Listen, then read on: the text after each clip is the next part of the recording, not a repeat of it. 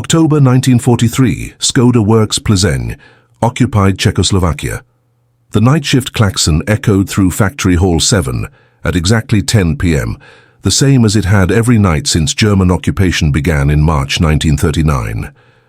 But the sound meant something different, now than it had when Václav Němec first heard it, as a 19-year-old apprentice in 1936. Back then, it meant the start of an honest night's work building locomotives and industrial machinery for a free republic.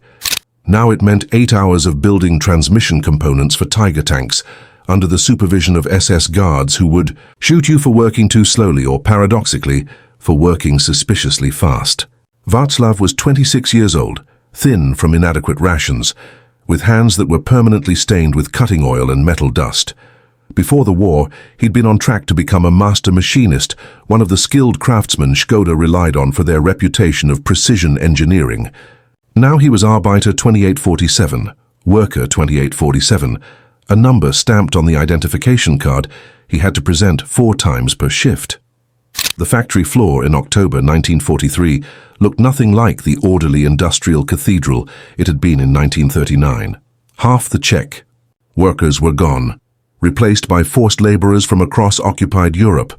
Russians, Poles, Ukrainians, French, even a few Italians after their government's collapse. The precision machine tools were wearing out from constant use and irregular maintenance. The raw materials were increasingly poor quality as Germany's war economy strained under blockade and strategic bombing, and the Tiger tanks were failing. Not in combat, though they failed there too. They were failing before they ever reached the battlefield, failing in rail yards, failing during road marches, failing catastrophically, spectacularly, expensively. The Reich's most advanced heavy tank, the vehicle that was supposed to restore German armored superiority on the Eastern Front, had become a logistical nightmare. Václav knew this because you couldn't hide the evidence. Every week, damaged transmission assemblies came back from Germany for failure analysis. The official explanation was always sabotage, Czech workers deliberately manufacturing defective components. The unofficial reality, whispered in corners where the guards couldn't hear, was more complicated. The Tiger UI Panzer, officially the Panzerkampfwagen 6 Tiger Ausf. E was a 57-ton monster mounting an 80 Miniature gun that could destroy any Allied tank at ranges where it couldn't be touched. It was also a mechanical catastrophe waiting to happen. The Maybach HL230 engine produced 700 horsepower, but that power had to be transmitted through a 8-speed gearbox to drive sprockets capable of moving 57 tons at up to 38 km/h on roads, much less cross-country. The transmission was the Tiger's Achilles heel. Specifically, the reduction gears in the final drive assembly, the components that took high-speed rotation from the engine and converted it to the high torque, low-speed power needed to turn the tracks. These gears were precision manufactured at factories across occupied Europe, with Škoda Works producing a substantial portion.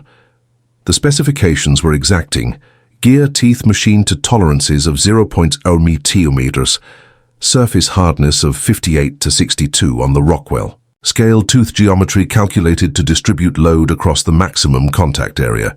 On paper, it was beautiful engineering. In reality, it was breaking. The first systematic evidence of the crisis appeared in a classified Wehrmacht report from August 1943, summarizing the operational status of Tiger-equipped units on the Eastern Front. Of 179 Tiger tanks assigned to heavy tank battalions in Army Group South, only 47 were combat-ready. Of the 132 non-operational tanks, 94 had transmission failures as the primary defect. This wasn't just embarrassing, it was potentially war-losing. The Tiger had been designed as the answer to Soviet T-34 superiority. If Tigers couldn't stay operational, German armored units faced battles they couldn't win. The official German response was predictable: blame sabotage by occupied workers. In September 1943, the SS Security Service, Sicherheitsdienst, executed 23 workers at Škoda Works pour encourager les autres. The selection was essentially random. Nobody knew who was actually committing sabotage because the evidence suggested nobody was. The executions were theatre, a demonstration of power meant to intimidate the workforce into better performance. It didn't work. October's transmission failure rates were even higher than September's. Václav Němec wasn't political. He wasn't in the resistance.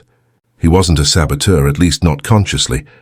He was a machinist who'd spent 10 years learning how metal behaves, how cutting tools interact with different materials, how microscopic variations in technique produce measurable differences in finished components.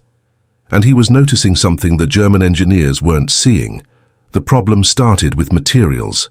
The gear specifications called for nickel-chromium-molybdenum alloy steel, specifically something close to SAE 4340 in American designation, or the German equivalent 34CR-NIM06.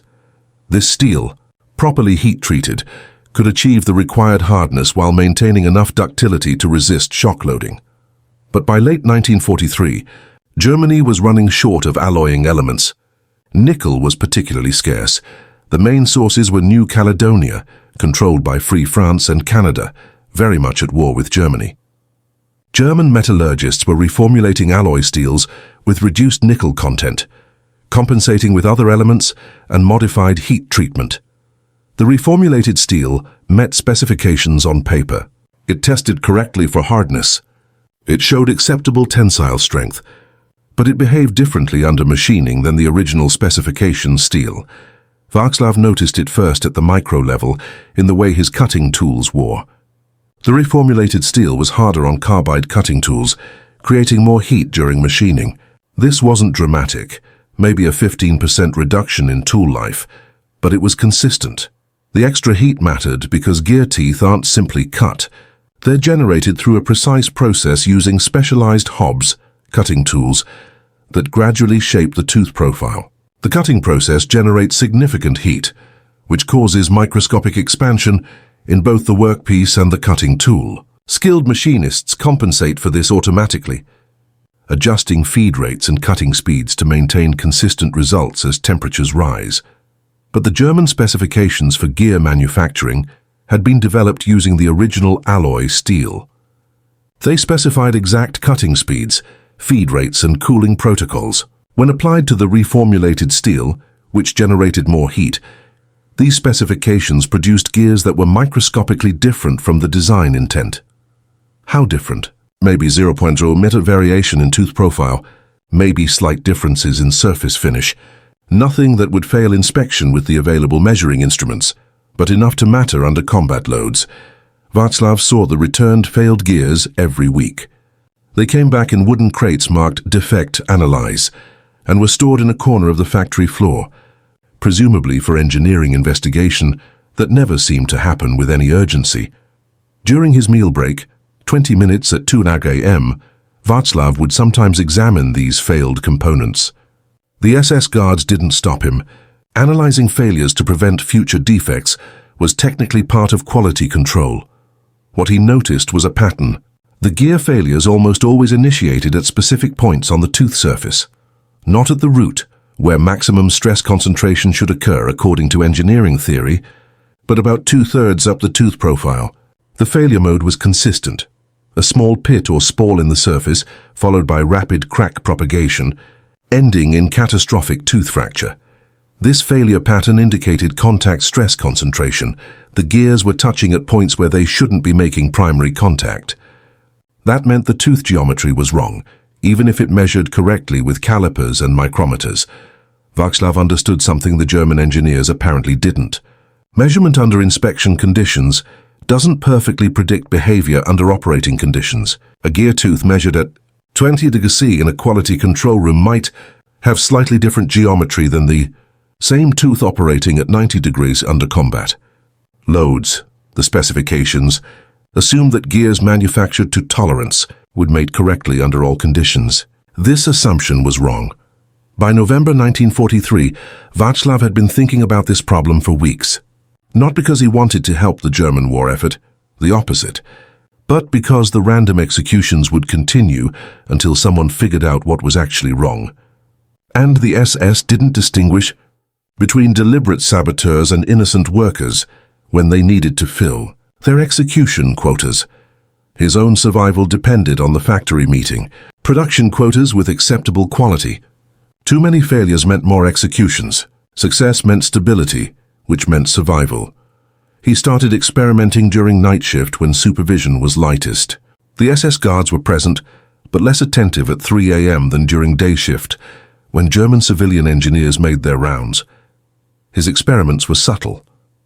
Instead of following the specified cutting parameters exactly, he made tiny adjustments based on what he felt through the machine.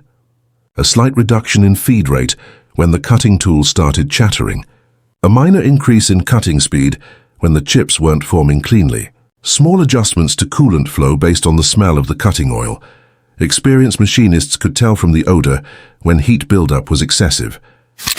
These adjustments were technically violations of manufacturing specifications.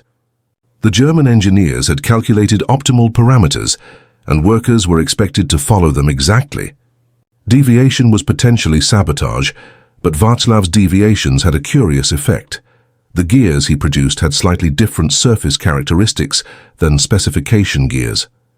The tooth profiles were microscopically different, looser tolerances in some dimensions, tighter in others. He started marking his gears. Not obviously, that would be suicide, but with a tiny file mark in a location that would be hidden once the gear was assembled. A microscopic scratch that meant this gear was made my way, not the specification way. Then he waited. 3 weeks later, in early December 1943, something unusual happened. A Wehrmacht maintenance officer appeared at the factory, accompanied by a Waffen-SS Hauptsturmführer, captain, and demanded to meet with production supervisors. This wasn't routine. Usually failed components were simply returned for analysis without explanation. Václav was working his lathe when he overheard fragments of a heated conversation in German between the Wehrmacht officer and the factory's German production manager, specifically requesting components from this facility. Impossible to track individual machinists. Field performance data shows significant variation. The ET conversation was too fragmented to follow completely. But Václav understood enough. Someone in the field had noticed that some Škoda manufactured transmissions were performing better than others, and they were trying to identify why. 2 days later, new orders came down. All machinists were to stamp their worker number on a small tab that would be attached to each gear set. Previously, components had been inspected and accepted collectively. Now there would be individual attribution. This could be a death sentence.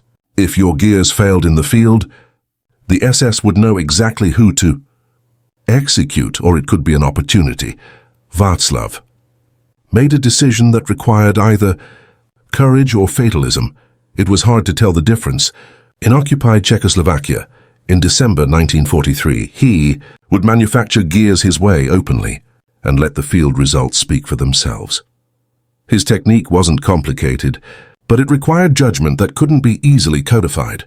He was essentially compensating for the material changes and the thermal effects by adjusting the manufacturing process in real time based on sensory feedback, the sound of the cut, the feel of the machine, the appearance of the chips, the smell of the cutting oil. He was machining gears slightly loose compared to specifications. Not loose enough to fail inspection. He was too skilled for that, but loose enough that when the gears heated up under combat loads and expanded thermally, they would still maintain proper tooth contact geometry. The German specifications assumed consistent material properties and tried to achieve maximum precision. Václav was assuming inconsistent material properties and optimizing for robustness across a range of operating conditions. It was the difference between theoretical optimization and practical optimization. Between designing for a perfect world and manufacturing for the actual world. By January 1944, field reports were beginning to filter back to Škoda works, though Václav only heard fragments through the whisper network of Czech workers who had contacts in the administrative offices. Certain transmission batches were showing markedly better reliability than others. The Wehrmacht was trying to identify common factors. The statistical analysis was crude. This was 1944, not an era of sophisticated quality control methods, but patterns were emerging. Then in February 1944, something unprecedented happened. A Waffen-SS Obersturmbannführer, Lieutenant Colonel, arrived at Škoda Works with specific instructions. identify the workers who had manufactured transmission components for specific serial-numbered Tiger tanks that had shown exceptional reliability in the field. The factory's records were consulted. Due to the new individual marking system implemented in December, they could trace components to specific workers. 15 names emerged. Václav Němec was one of them. The SS officer interviewed each worker individually. Václav was taken to an office, sat across a desk from a man who had the power to order his immediate execution, and asked a simple question in German. What did you do differently? This was the moment where truth could mean death. If Václav admitted to deliberately violating manufacturing specifications, he could be executed for sabotage. If he claimed to have followed specifications exactly, he'd be admitting he didn't know why his components performed better, making him useless for solving the problem. He chose a third path. He answered in Czech, forcing the use of a translator, which gave him time to think before his words were converted to German. And he told a version of the truth. The steel behaves differently now than before the war. The specifications were written for the old steel. I adjust my technique to match how the current steel actually cuts, not how the specifications say it should cut. The translator converted this to German. The SS officer stared at Václav for a long moment, then asked, "Can you teach this technique to other workers?" This was the trap. If Václav said yes, he'd be expected to train German workers or loyal collaborators, actively helping the Nazi war effort. If he said no, he was admitting to possessing skills he was deliberately withholding, which was sabotage. Again, he found the narrow path between options. It's not a technique that can be written down. It takes years to learn how to feel what the metal is doing. But I can show others what to look for. What followed was one of the stranger episodes of the war at Škoda Works. Václav was pulled from regular production and assigned to a quality improvement team, a grandiose name for him and 4 other experienced machinists who had produced reliable components. Their job was to observe other workers and provide guidance on technique. In practice, this meant Václav spent March and April 1944 walking the factory floor during both shifts, watching other machinists work and offering suggestions. To the German supervisors, this looked like a quality control initiative. To Václav and the other Czech machinists, it became something else, a way to spread knowledge while appearing to cooperate. The guidance Václav gave varied depending on who he was talking to. For Czech workers he trusted, he explained clearly, "The specifications are wrong for current materials. Machine slightly loose. The gears will expand in combat heat. Leave room for that expansion." For workers he didn't. Trust, collaborators or ethnic Germans, imported to supervise. He gave vague advice about following the feel of the cut that sounded helpful but communicated nothing actionable. The results were almost immediate. By May 1944, transmission failure rates for Škoda manufactured components dropped by approximately 40% compared to the previous 6 months. This created a perverse situation. Václav's knowledge was simultaneously making him valuable to the German war effort and essential to the survival of his fellow Czech workers. If transmission quality improved, there would be fewer executions for sabotage. If it improved too much, German armored capabilities would be enhanced. He was walking a moral tightrope without a clear sense of which side represented the greater good. The historical record shows that Tiger tank reliability improved modestly in mid-1944, though it never reached acceptable levels by the standards of German armored doctrine or Allied tank reliability. The Tiger remained a maintenance-intensive vehicle throughout its service life, with average operational readiness rates rarely exceeding 60%, even under optimal conditions. But within that larger pattern of unreliability, there were variations. Units equipped with tanks using transmissions, manufactured in early to mid-1944 at Škoda Works, showed better performance than those with transmissions from other periods and facilities. This wasn't decisive. The Tiger's fundamental problems, overcomplexity, excessive weight, underpowered engine for its mass, and vulnerability to strategic air attacks on supply lines, couldn't be solved by better gear machining. Germany was losing the war in 1944, and better tank transmissions weren't going to change that. But for individual tank crews, The difference between a transmission that failed after 50 hours versus 100 hours could mean the difference between limping back to repair facilities versus being abandoned to the enemy. For the Czech workers at Škoda, the difference between acceptable and unacceptable failure rates could mean the difference between execution and survival. Václav Němec survived the war. Škoda Works was liberated by American forces in May 1945, though the region was subsequently turned over to Soviet control per the Yalta Agreement. The factory resumed civilian production under the new communist government. Václav continued working as a machinist until his retirement in 1978. He never spoke publicly about his wartime experiences, which was common among Czechs who had worked in German war production. The moral complexity of that work, simultaneously coerced labor and contribution to the Nazi war machine, didn't fit neatly into post-war narratives of resistance and collaboration. He died in 1991, just after the Velvet Revolution, having lived long enough to see Czechoslovakia free again.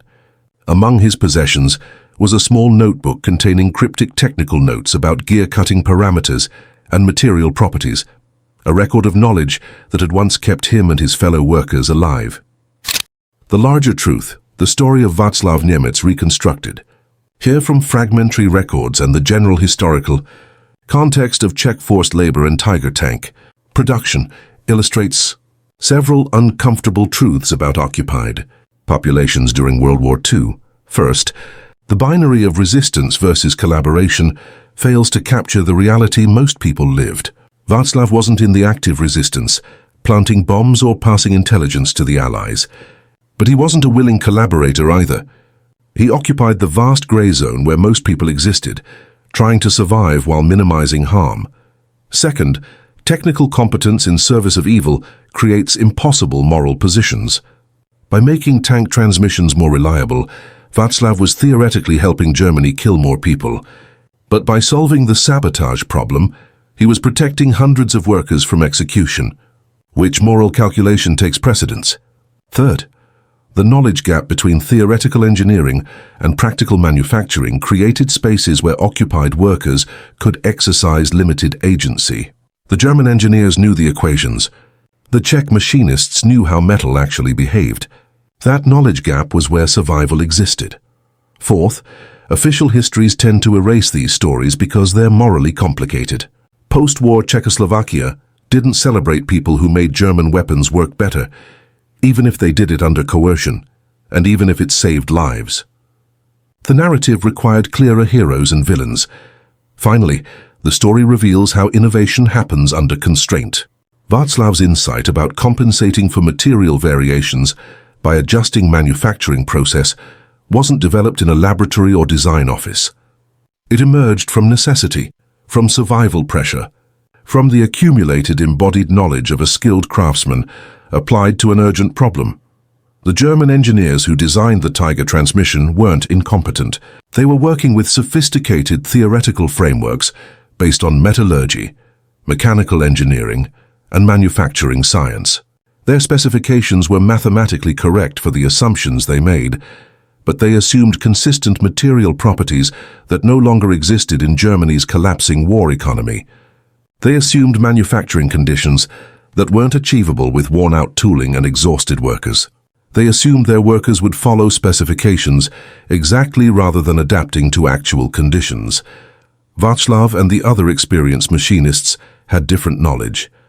They knew that specifications are models of reality, not reality itself. They knew that the map is not the territory. They knew that sometimes the wrong technique produces better results than the correct one when the underlying conditions have changed.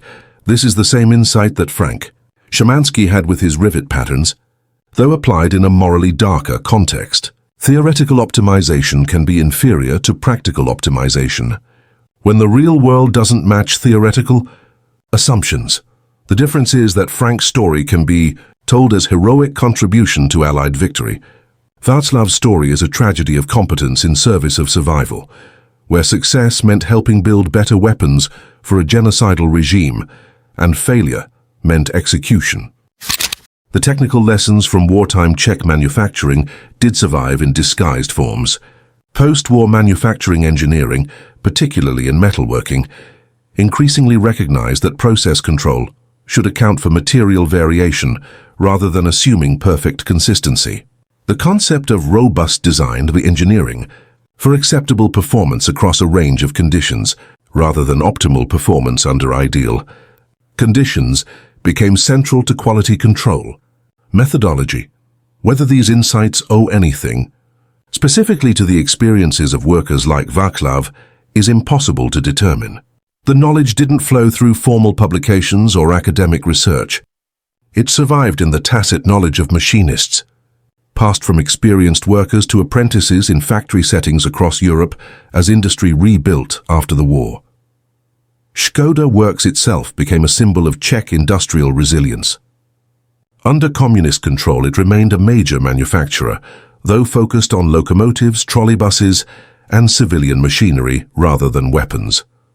After 1989, it privatized and eventually became part of the Volkswagen Group, coming full circle to German ownership, though now as a voluntary business relationship rather than occupation.